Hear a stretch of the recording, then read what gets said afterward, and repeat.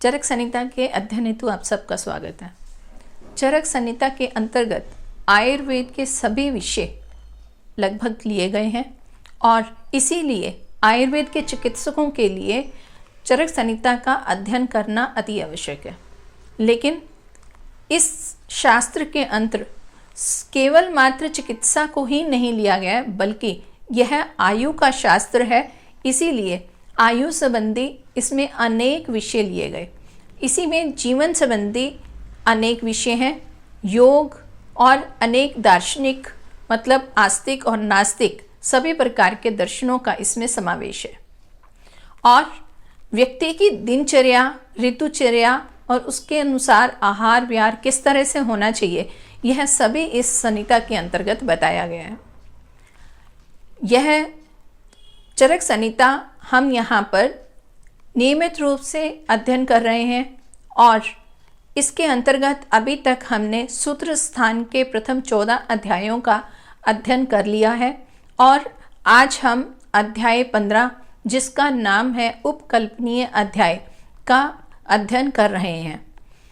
इसी अध्याय के अंतर्गत हम अभी तक यह जान चुके हैं कि किसी एक हॉस्पिटल को किस तरह से बनाना चाहिए, उसकी वास्तुकला किस तरह से होनी चाहिए और वह अन्य प्रयोग में आने वाले द्रव्य या औषधियाँ या फिर अन्य यंत्रों से किस तरह से सुसज्जित होना चाहिए। चिकित्सक को चिकित्सा आरंभ करने से पूर्व स्थान यानी कि चिकित्सालय और वो भी सभी औषधियों से युक्त उसका उत्तम प्रबंध कर लेना चाहिए। इससे चिकित्सा में सहायता मिलती है और अगर चिकित्सा में कोई उपद्रव उत्पन्न हो जाता है तो उस अवस्था में उसका प्रयोग किया जा सकता है। तो इसीलिए ऐसा करने के लिए कहा गया है। अब इसके पश्चात हम वमन क्रिया पढ़ेंगे।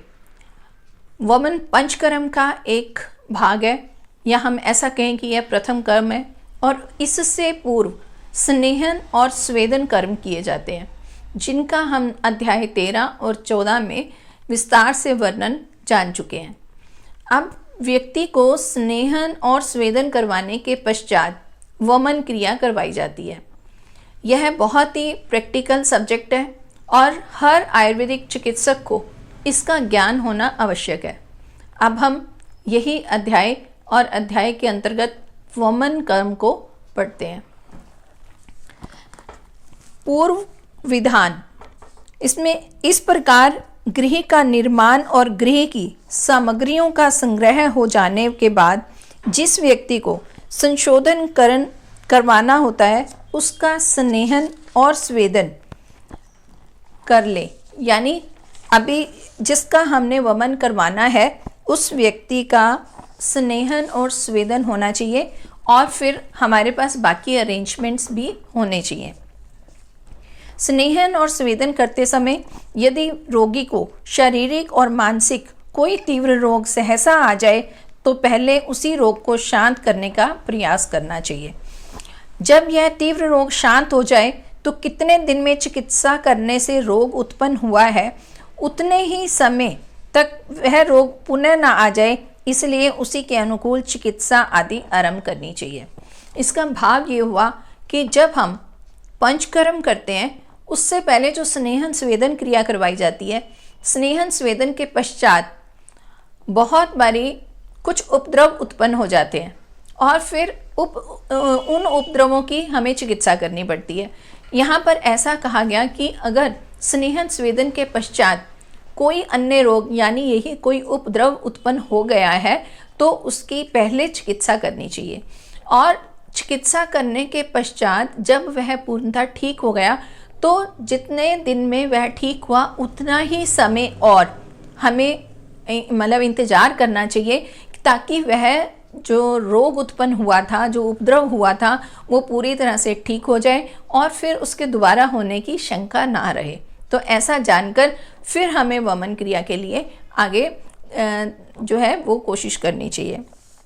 अब इसके पश्चात कह रहे हैं कि तो इसमें कहा जब शारीरिक और मानसिक तीव्र अवधि शांत हो जाए और रोग स्वस्थ हो जाए तो स्नेहन स्वेदन उचित रूप में जिस व्यक्ति का हो गया हो, मन प्रसन्न हो, देखकर ऐसे व्यक्ति को सुखपूर्वक रात्रि में जो शयन कर चुका हो और जिसका पहले खाया हुआ अन्न अच्छी प्रकार से पच गया हो और जो शरीर से सिर से स्नान कर चुका हो और अपने शरीर में चंदन आदि लेप अच्छी प्रकार जिसने किया हो, फूलों की माला धारण किए हुए हो, जो बिना फटे हुए सुंदर वस्त्र धारण किए हो और वह व्यक्ति देवता, अग्नि, ब्राह्मण, गुरु, वृद्ध और वैद्य की विधि पूर्वक पूजा कर चुका हो, ऐसे अच्छे नक्षत्र विधि करण मुहूर्त में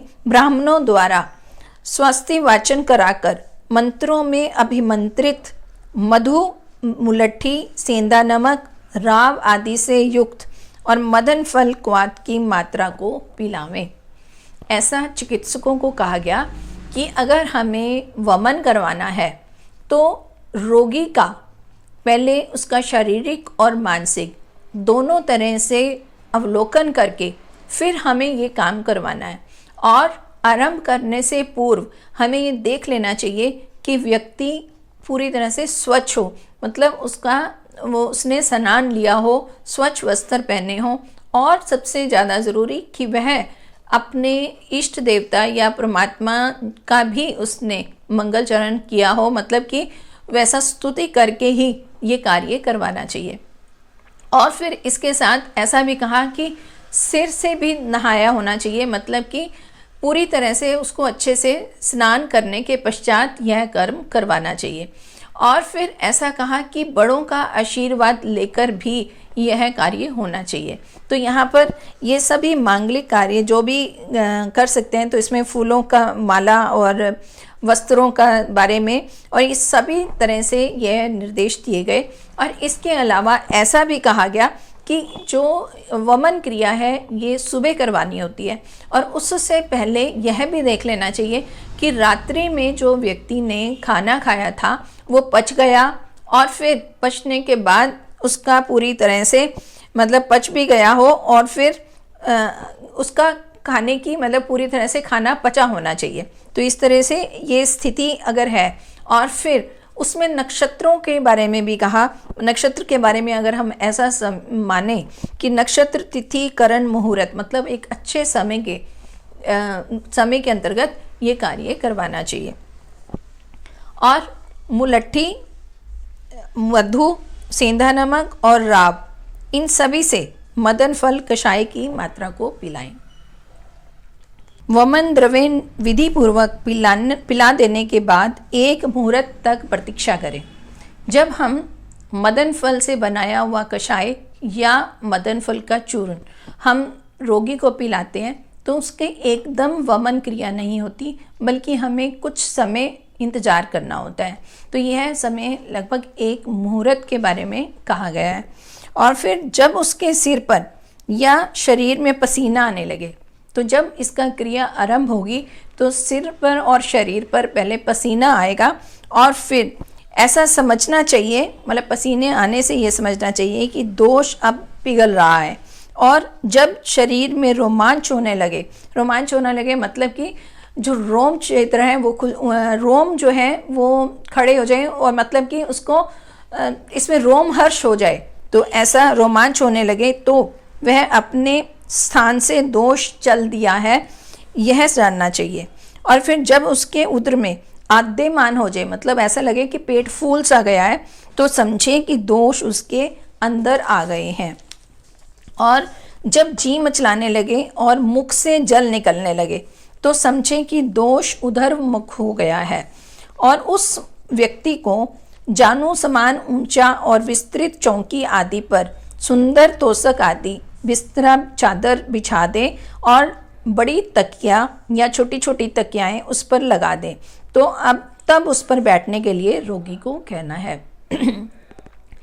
ये औषधि पिलाने के पश्चात कुछ देर तक, मतलब एक मुहूर्त तक हमें इंतज़ार करना है और उसके पश्चात व्यक्ति में पसीना आएगा, उसके शरीर और सिर पर पसीना आ जाता है, तो ऐसा पता लगता है कि अब जो दवाई है उसने असर करना शुरू कर दिया, दोष जो है वो वहाँ से चलन हो गया, मतलब दोष चल पड़े हैं और फिर पेट फूल जाता है, पेट में ऐसा लगता है कि भारी मतलब भर गया है, तो उससे कि दोष जो हैं अब पेट में आ गए, और फिर उसके पश्चात रोम जो है वो रोमहर्ष हो जाता है, और साथ ही उसके पश्चात जो आद्यमान है और उसके पश्चात ये जब जी मचलाने लगता है, ऐसे लगता है कि अब उल्टी आएगी, तो उस समय व्यक्ति को कहते हैं कि जो घुटने से ऊंचे आसन है वहाँ पर बिठा देना चाहिए। तो या तो उसके लिए एक स्पेशल चौकी बनाई जाती है जिस पे व्यक्ति को बिठाया जाता है, और इसकी हाइट जो है वो हमेशा घुटने जितनी होनी चाहिए, और इसके आगे पीकदान होना चाहिए। और यह हम आजकल एक कुर्सी पर बिठाकर भी करवा देते हैं। और जब ये सुविधा अनुसार ही व्यक्ति को बिठाना चाहिए, मतलब उसके जो आसन होगा वहाँ वो सुखपूर्वक बैठ सके, तो ऐसा यहाँ कहा गया। और फिर कह रहे हैं कि अब रोगी को जब वो जानू समान ऊंचे बिस्तरे पर बैठ जाए तो उसके सामने पीकदान रखा हो, तो उसके मस्तक दोनों पार्श्व को पकड़ने के लिए और पार्श्व से नीचे नाभि को दबाने के लिए और पीठ के पीछे और ऊपर की तरफ से मलने को तत्पर रहने वाले मित्र वर्ग को ऐसे रखा जाए कि वह इन कार्यों में लज्जा का अनुभव ना करे और रोगी के मन अनुकूल हो। ऐसे अनेक मित्रों का अलग अलग कार्य करने के लिए नियुक्त करें।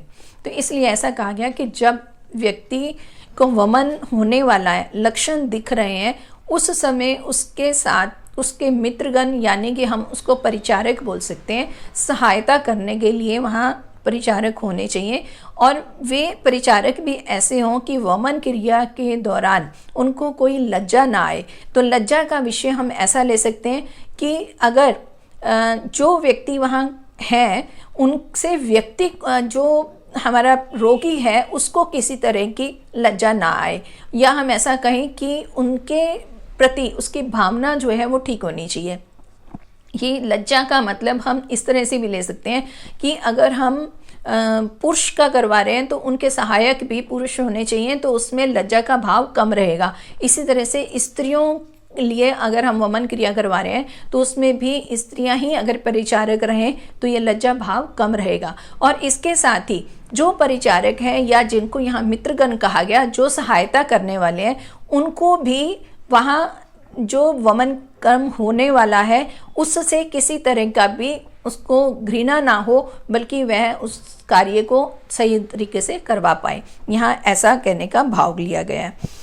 और उसके बाद ऐसा कहा कि इतने कार्य होने के बाद रोगी को इस प्रकार शिक्षा देनी चाहिए। जहाँ व्यक्ति को बिठा दिया गया है, रोगी को बिठाया हुआ है अपने एक आसन पर, उस समय व्यक्ति को कुछ निर्देश देने हैं। वो ये कि ओष्ठ, तालु और कंठ, मतलब कि यहाँ पर मुंह को खोलने के लिए कहा गया है, जिसमें ओष्ठ, तालु और कंठ है। और फिर ऐसा थोड़े परिश्रम से ही उबड़े हुए वेगों को निकालते हुए कुछ गर्दन और शरीर के ऊपरी भाग को झुकाकर वमन के वेग के समय ही हल्के वेग आ जाए तो दोष निकल ना जाए। मतलब कहने का भाव यह है कि जब वमन क्रिया होने लगे तब व्यक्ति को पहले निर्देश देना है कि आपने पहले तो मुंह खोलना है, और फिर जब वेग की अनुभूति हो रही है तो आगे की तरफ झुक जाना है और फिर वमन क्रिया करने का प्रयास करना है। और फिर अगर ऐसे में वेग नहीं आए, मतलब अंदर से इच्छा हो रही है वमन बाहर आने की लेकिन वो आ नहीं रहा है, तो उस समय व्यक्ति को थोड़ा सा प्रयास करना पड़ेगा। उसके लिए क्या कि जिसके नख काट दिए हों, मतलब कि नेल्स कटे हुए हों, और जिनकी 2 उंगलियों के द्वारा या नीलकमल और कुमुद और सुगंधित इनमें से किसी एक का डंडल से कंठ में स्पर्श करते हुए, मतलब अगर वमन नहीं हो रहा है तो या तो अपनी उंगली से जिसके नाखून कटे हुए हैं, मतलब ताकि वो कोई चोट ना लगा दे, उससे कोशिश करनी है, या फिर कोई कमल आदि का डंडल लेके गले में लगाना है ताकि वमन हो जाए। तो इस तरह से खुद प्रयास करके वमन करवाने का कोशिश करनी चाहिए। और साथ ही ऐसे कहा कि ऐसी शिक्षा देने पर रोगी व्यक्ति उसी शिक्षा के अनुसार कार्य करे। जब पीकदान में आए हुए वमन के वेगों को सावधानी पूर्वक वैद्य देखे क्योंकि वेग को विशेष रूप से देखने से ही कुशल वैज्ञ सम्यक योग, अयोग और अतियोग की विशेषता को समझता है। अब जब वमन कम हो रहा है तो उसके अंदर जो वमन से निकलने वाला द्रव्य है, उस द्रव्य को चिकित्सक को ध्यान से देखना चाहिए, उसको ऑब्जर्व करना चाहिए कि ये किस तरह से मात्रा आ रही है और उसके अंदर क्या आ रहा है। तो उसको देखने से ही हमें ये पता लगेगा कि वमन क्रिया ठीक ढंग से हुई है, क्या इसका अति योग तो नहीं हो गया या फिर इसका अयोग ना हो गया हो। तो ये इस चीज़ को देखने के लिए ही वैद्य को उस द्रव्य को देख लेना चाहिए। अब वेगों को विशेष रूप से देखने वाला वैद्य अब क्या क्या करना चाहिए, इस बात को लक्षणों के आधार पर समझता है, इसलिए वेगों की सावधानता पूर्वक देखना चाहिए। तो ये वेग को देखकर जो हम वॉमिट होगा, वमन क्रिया जब होगी उसमें जो अवेग आएंगे वो सिर्फ एक ही बारी में सारा द्रव्य नहीं निकल जाता, बल्कि उसमें वेग आते हैं। तो वो वेगों की संख्या भी नोट करनी होती है, आगे बताएंगे। तो इन वेगों को देखकर चिकित्सक आगे की विधि को भी निश्चित कर सकता है। और अब कहते हैं कि वमन कर्म के अयोग, योग और अतियोग के लक्षण। तो इसमें कहते हैं अयोग, अतियोग और सम्यक योग को विशेष रूप से जानने के लिए आगे लक्षणों के निर्देश दिया गया है। अब कहते हैं वमन के अयोग लक्षण, मतलब कि अगर वमन ढंग से नहीं हुआ है, अयोग हुआ है, तो उसके लक्षण बताए कि वमन के वेगों का किसी विशेष कारणवश बाहर ना निकलना या केवल औषधियों का बाहर निकलना और वेगों का विभ्रंश और विबंध हो जाना अयोग के लक्षण कहे गए हैं। मतलब वमन के दौरान अगर वेग आए ही नहीं या द्रव्य निकला ही नहीं, या द्रव्य निकला तो उसमें केवल मात्र औषध मात्रा निकली है, तो ये सारा जो है अयोग के लक्षण है कि वो उचित तरह से नहीं हो पाया है। और साथ ही कहते हैं कि वमन के योग या सम्यक लक्षण, अब ठीक ढंग से हो गया है तो उसको कैसे जानेंगे कि उचित समय पर वेगों का निकलना, अत्यधिक कष्ट ना देना, मतलब वमन का वेग आया, द्रव्य आए लेकिन किसी भी कष्ट के बिना हुए, तो ये सम्यक लक्षण के लक्षण है।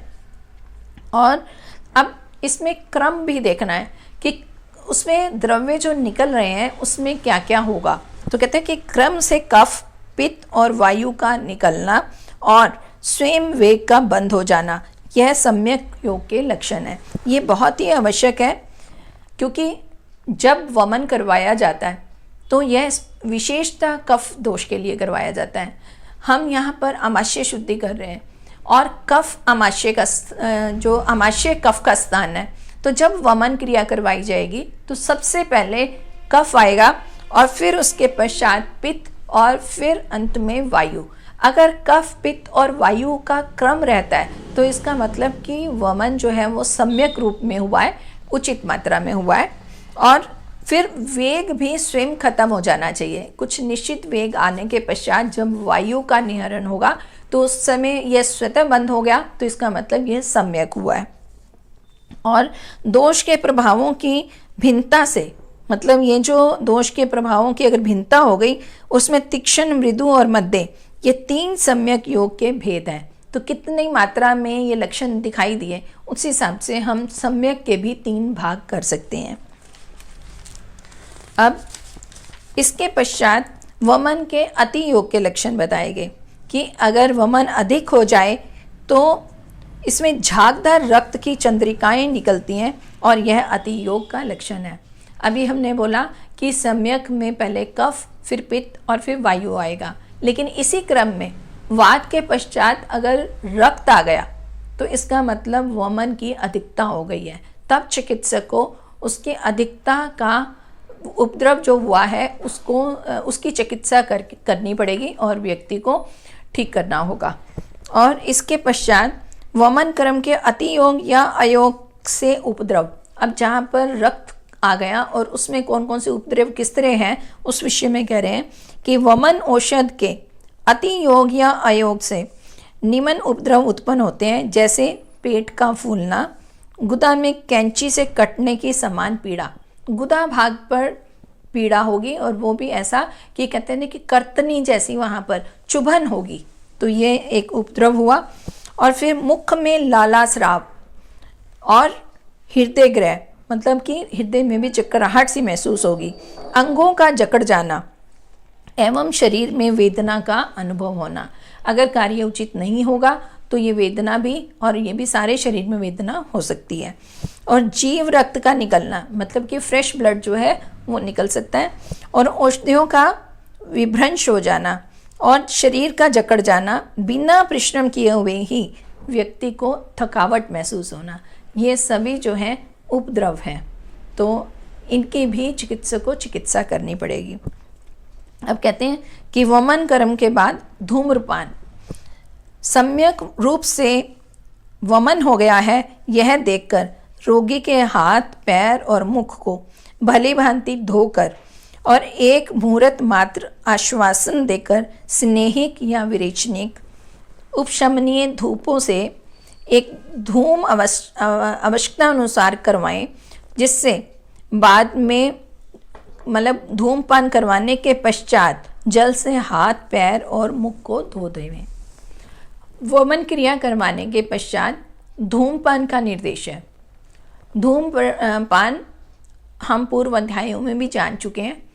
धूमपान जो है ये वमन क्रिया के पश्चात आवश्यक रूप में करवाया जाता है। तो ऐसा यहाँ पर कहा गया कि धूमपान करवाने के पश्चात भी यह कार्य हम संपन्न समझेंगे, उस समय व्यक्ति को हाथ, पैर, मुंह धुलवाकर स्वच्छ करवा देना है। और फिर वमन के बाद रोगी को आदेश, जब वमन हो गया उसके पश्चात कहा जा रहा है कि हाथ पैर धुलाने के बाद उस रोगी को निवात गृह में बिठा दिया जाता है। यहाँ अगर हम इस बात से समझें कि जब जिस समय ये चरक को लिखा गया, उस समय भी चिकित्सालय के अंदर अलग अलग जगह बनाई हुई थी। यहाँ ऐसा कहा कि पहले तो वमन करवाया गया, तो वमन के लिए अलग स्थान निश्चित किया गया। अब वमन होने के पश्चात रोगी को हाथ, पैर, मुंह धुलवाकर उसको निवात स्थान, अलग स्थान पर बिठाया जा रहा है, जहाँ पर वायु के मतलब ऐसा कि सीधी तौर पर तेज हवाएं ना लगती हों।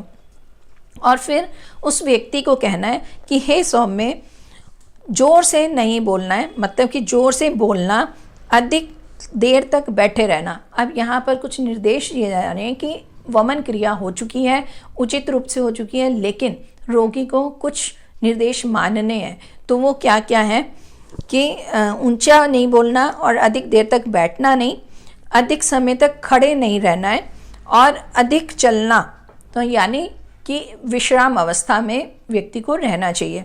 और फिर क्रोध, शोक, अतिशीत और धूप, ओस, अति प्रवात, मतलब जहाँ पर बहुत तेज हवा चलती हो, ये इन चीज़ों से भी बचना है, यानी कि शोक क्रोध भी नहीं करना है व्यक्ति को। फिर सवारी से चलना, मैथुन, ब्रह्मचर्य का पालन करना है। रात में नहीं सोना, दिन में नहीं रात में ना सोना, मतलब कि रात्रि को सोना आवश्यक है, लेकिन दिन में सोना उसके लिए मना किया। तो यहाँ दिन में बिल्कुल भी दिवस व्यापन नहीं होना चाहिए, लेकिन रात्रि में जागरण नहीं होना चाहिए। तो यहाँ कह रहे हैं, और संयोग विरुद्ध, संस्कार विरुद्ध और वीर्य विरुद्ध आदि भोजन, मतलब कि इस प्रकार के भोजन का भी सेवन नहीं करना है, मतलब कि केवल हितकारी भोजन को ही हमें उसका सेवन करने के लिए कहा गया है। और साथ ही अजीर्ण में भोजन और अपथ्य भोजन और अकाल भोजन, अप्रमित भोजन, अत्यंत भोजन, हीन भोजन और गुरु भोजन, विषम भोजन, ये सभी तरह के भोजन, इनका कहने का भाव यह है कि केवल मात्र जो पथ्य आहार है उन्हीं का ही सेवन करना है, बाकी सबका सेवन नहीं करना है। और इसके अलावा मूत्रपुरीश आदि के वेगों को रोकना, मतलब मूत्रपुरीश के जो अधारणीय वेग हैं इनको धारण नहीं करना है। और आम अप्रवृत्त वेगों को बलात् प्रवृत्त नहीं करवाना है, मतलब ये वेगों की प्रवृत्ति नहीं है तो उसको बलात् करने की कोशिश भी नहीं करनी है, तो ऐसा उसको निर्देश दिया जा रहा है। तो इस बातों को मन से भी न करते हुए संपूर्ण दिन व्यतीत करो।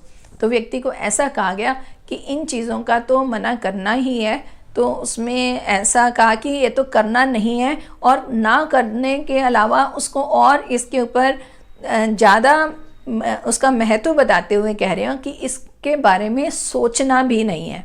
तो विशेष तरह से ये एक तरह की प्रिकॉशंस बताई गई कि वमन क्रिया के दौरान ऐसा नहीं करना है। तो अगर हम कुल मिलाकर जानें कि वमन क्रिया के अंतर्गत जो द्रव्य दिए गए उसके साथ साथ पोस्चर की बहुत इम्पॉर्टेंस है। जानू जितना मतलब घुटने जितने स्थान पर बैठकर वमन करवाना है, और फिर यहाँ पर वमन की स्थितियाँ बताई गई कि पसीना आएगा, पेट में अफारा आएगा, फिर उससे वेगों का बाहर आने के लिए जो वेग आएंगे, तो इस तरह से अलग अलग तरीके बताए गए। मतलब उसकी जो स्थितियाँ हैं, ऐसा कहें कि उसकी स्टेजेस जो हैं उनके बारे में विस्तार से बता गए। और फिर वो वेग सम्यक हुआ है, मतलब ये कर्म जो है ठीक ढंग से हुआ है, उसके भी यहाँ पर ऐसा कहा गया कि ये सम्यक के लक्षण क्या है, अयोग के लक्षण क्या है, अतियोग के लक्षण क्या है। मुझे ऐसा लगता है कि अगर कोई भी आयुर्वेद चिकित्सक इन चीज़ों को जान ले तो बहुत ही सरलता से वमन क्रिया करवा सकता है। वमन हमारा एक क्लिनिक में ही, मतलब ये क्लिनिकल ऐसा कहें कि कर्म है, हम अपनी प्रैक्टिस में डेली रूटीन में ये करवा सकते हैं। और जो इसमें जो फरवरी मार्च का महीना है, जब बसंत ऋतु आती है, उस समय तो अवश्य ही हमें अपने रोगियों को ये वमन क्रिया करवानी चाहिए। और आज हमने जाना कि कितना आसान है, आसानी से ये काम कर सकते हैं। तो इसी के साथ हम अगली जो क्रिया पढ़ेंगे या कर्म पढ़ेंगे वो है विरेचन कर्म। ये हम आने वाली कक्षा में जानेंगे। अब बारी है प्रश्न उत्तर की। तो पूर्व कक्षा में पूछा गया प्रश्न था कि निरअग्नि स्वेदन कितने प्रकार का होता है। तो हमें संख्या बतानी थी, इसकी संख्या 10 है, और इस बार बहुत लोगों ने इसका हमें उत्तर भेजा है और लगभग सभी का ठीक है। तो यह प्रसन्नता हुई कि सभी इसमें रुचि ले रहे हैं और सभी को मतलब सभी का ज्ञान वर्धन हो रहा है। और अब आज का प्रश्न है कि स्निग्ध पुरुष की स्वेदन क्रिया, मतलब जब व्यक्ति का स्वेदन करवाया जाता है तो उस समय उसको कुछ निर्देश दिए जाते हैं। तो उसे ऐसा कहा जाता है कि जब सम्यक स्वेदन हो जाए तो उसे पथ्य भोजन करना चाहिए। तो भोजन के बारे में बोला कि वह पथ्य हो, लेकिन कुछ निर्देश मतलब उसका निषेध भी बताया गया है कि कुछ कार्य हमें नहीं करने हैं। तो यहाँ प्रश्न है कि स्वेदन के पश्चात क्या निषेध बताया गया है। तो आशा है कि आप इसका भी उत्तर कमेंट बॉक्स में अवश्य लिखेंगे। इसी के साथ आप सबका धन्यवाद।